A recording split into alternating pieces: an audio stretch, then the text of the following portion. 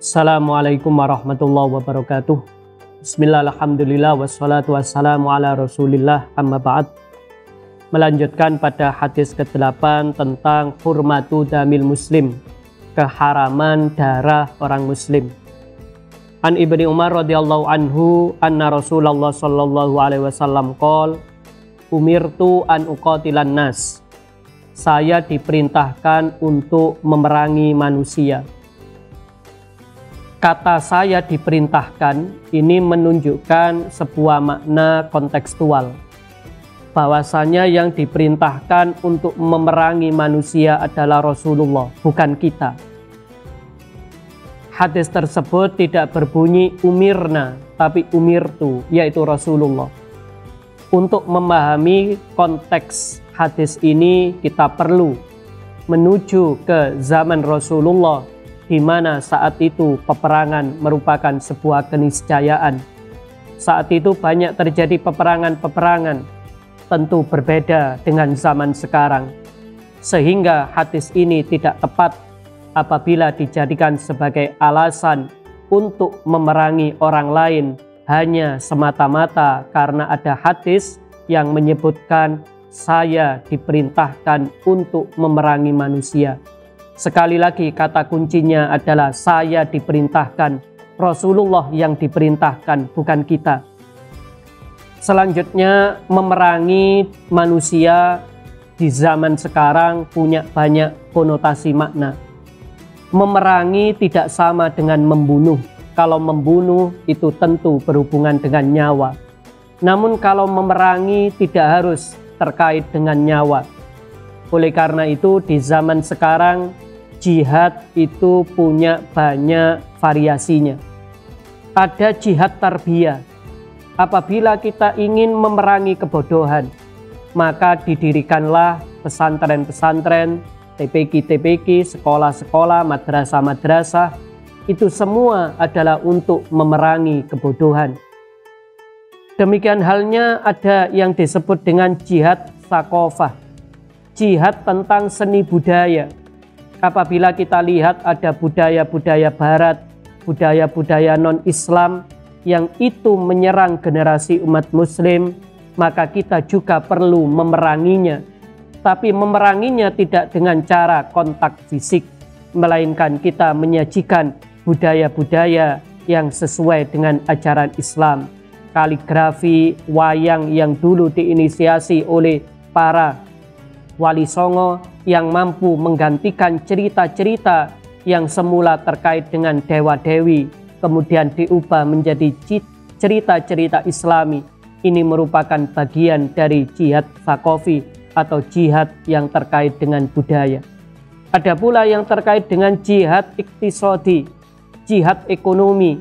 Di bulan puasa ini banyak sekali aktivitas-aktivitas yang bersifat filantropis. Rasulullah menyuruh kita untuk berbagi menu buka puasa, berbagi sahur. Orang yang tidak puasa pun dalam Islam masih mendatangkan manfaat karena dia disuruh untuk membayar kifarat berupa fidyah. Demikian halnya ada kewajiban zakat. Begitu banyak aksi-aksi filantropis yang ada pada bulan suci ini yang merupakan bagian dari jihad iktisadi. Ada pula jihad ijtimai, jihad sosial di tengah masyarakat seperti sekarang ini yang terjadi pertikaian, yang terjadi perpecahan antara satu kelompok dengan kelompok yang lain, antara satu organisasi dengan organisasi yang lain, antara pemerintah dengan rakyatnya, antara satu muslim dengan non-muslim dan sebagainya. Maka upaya harmonisasi, upaya untuk agar umat Islam, terutama warga di Indonesia ini bersatu padu, itu juga bagian dari jihad ijtimai. Maka di dalam Islam itu sangat penting di bulan Ramadan ada satu tradisi, yaitu silaturahim.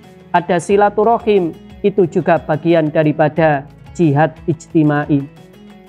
Lalu apa goal daripada jihad-jihad tersebut? Lanjutan hadis menunjukkan hatta yashhadu an la ilaha illallah wa anna muhammadar rasulullah wa yuqimus shalah wa yu'tuz zakah. Di sini hanya diberikan sampel bahwa semua tujuan jihad, tujuannya adalah atas nama Allah, atas nama syariat Rasulullah SAW, yang itu secara garis besar ada yang berhubungan langsung dengan Allah seperti sholat, dan ada yang berhubungan dengan makhluk dalam hal ini seperti zakat.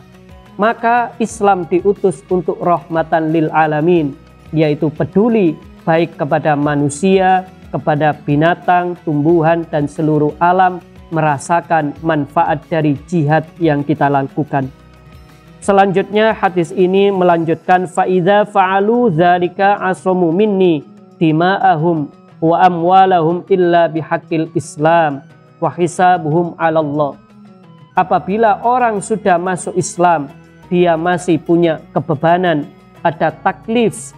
Orang yang kaya dia dibebani untuk menunaikan zakat. Orang yang dia kuat dibebani untuk melakukan puasa. Orang juga dibebani untuk selalu sholat. Artinya apabila orang sudah memilih ajaran Islam, maka dia harus bertanggung jawab, berkomitmen untuk melakukan ajaran Islam tersebut.